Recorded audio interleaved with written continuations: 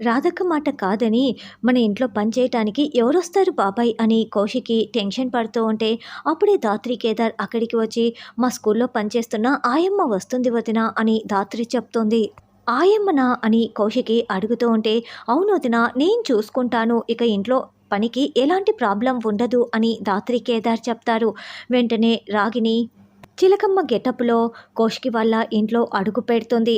నేనే సిలకమ్మని. నా పేరు సిలకమ్మ. నేను శ్రీకాకుళం నుండి వచ్చేసినాను అని రాగిని చెప్తూ ఉంటే కౌశికి, సుధాకర్, నిషి, వైజయంతి, యువరాజ్ అందరూ కూడా అక్కడే ఉంటారు.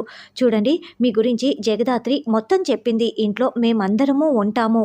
ఈ ఇంట్లో ఇంటి పని మొత్తం కంప్లీట్‌గా మీరే చూసుకోవాలి అని కౌశికి చెప్తే చూసుకుంటాను చెలరేగిపోతాను అని రాగిని చెప్తుంది.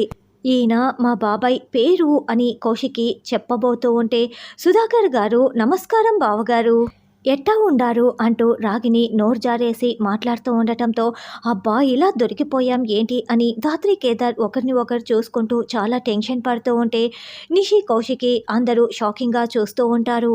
ఏందమ్మి వరుసకేదో నువ్వు మర్దలివైనట్లు బావగారు అని అలా చనువుగా పిలుస్తుండావు అంటూ వైజయంతి గొడవ పడుతూ ఉంటుంది.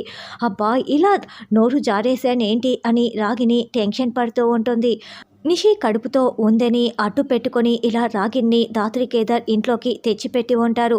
ధాత్రి కేదార్ ఎలా కవర్ చేస్తారన్నది రానున్న ఎపిసోడ్లో తెలుసుకుందాం.